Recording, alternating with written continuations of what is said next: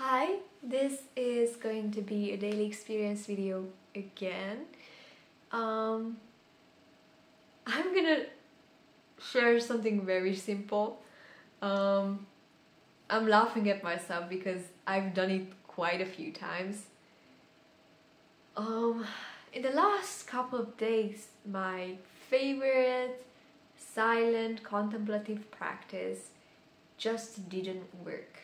Like, it just didn't work. I couldn't go silent. I couldn't have any rest in my mind. It felt like I'm going down the spiral. It's working backwards. Like, I'm just getting worse. And it felt bad, and I was like looking for the causes, which is not a good road to go down on, because you are like analyzing yourself, you are looking at yourself, which is the opposite of the practicing the presence of God. So yeah, and I didn't understand why it's not working and how I could live without this if it stays like that, and I just felt terrible.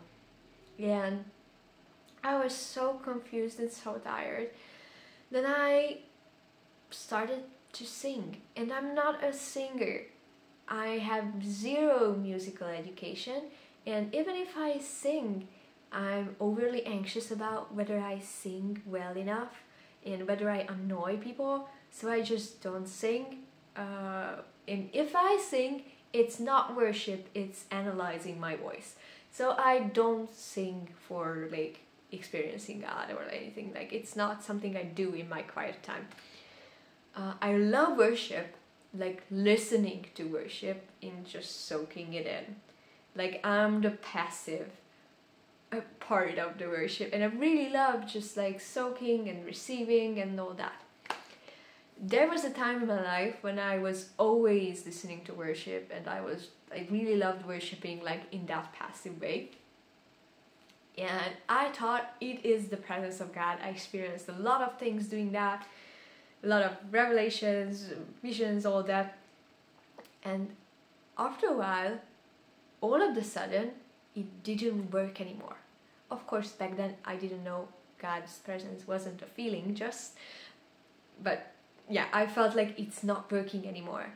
And I was so sad about it, but I couldn't do anything about it.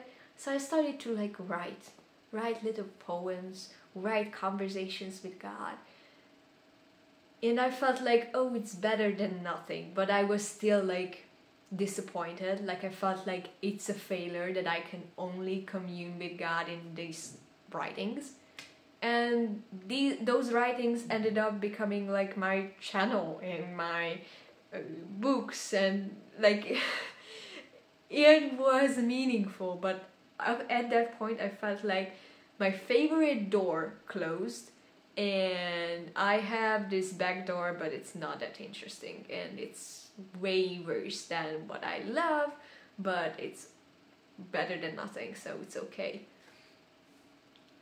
And now I experienced exactly the same. Like, my favorite silent practice that I love the most, that bared so many fruits in my life, that I taught to so many people, and they started to like have good fruits after it.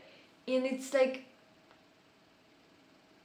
yeah, this is the core of my life, and it just doesn't work anymore. And why? It's not like anymore, but for a while. I hopefully I will do it in the future. And okay, then I'm gonna sing okay. And I was just singing and repeating like lines and all that, which is not my thing. And I was just after a while so lost in God, like no mind, no thoughts, just lost. I was like amazing to discover that. Like, oh yeah. And I don't say God closes those doors, but if life closes those doors, God is there in the background laughing, with with the best laughter, like it's a good laugh, like you know you are forced to open some other doors. If this didn't happen to you, you didn't open, you didn't open those other doors. When I was a child, I only ate vanilla ice cream. Like no matter how many ice creams were there in the ice cream shop, I only took the vanilla flavor. I think I was a teenager when I first tried something else. Like my whole childhood went by on vanilla ice cream because it tasted good. And if it tastes good, why try other things? And I realized today that that's exactly what I was doing with Kat. Like I experience him in some way and I think, oh yeah, this is the way. This is the real deal. And everything else, they are maybe good for something, but they are less good. And let's put them on the shelf, like they are good for something, but that's it. And God, or just life, shuts them down, and then you just like, oh, what's wrong? And then you are forced to walk through doors that you would have never chosen, and it turns out like there is endless depths of God available there too. And God is like,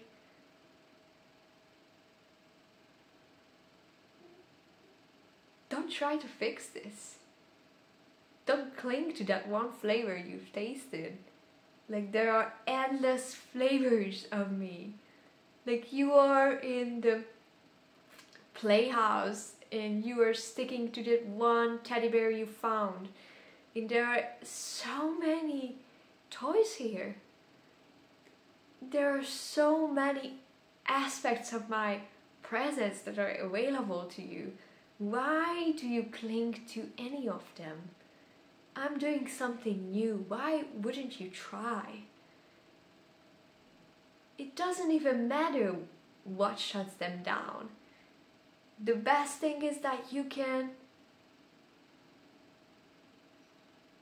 see and taste any aspect of me, and you are not restricted to experience me in a certain way only. You are free to taste all my flavors and play with all my toys and walk through all of the doors I have. Like, don't cry over one of them shutting. I have so many others left for you to open.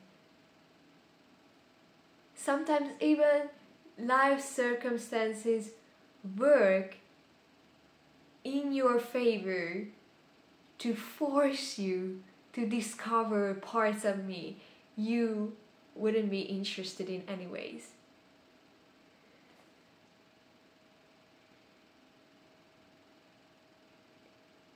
So don't cry over the closed door.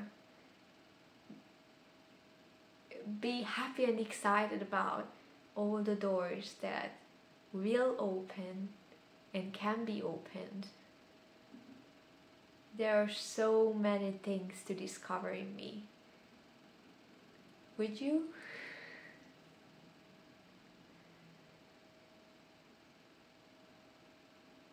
Amen.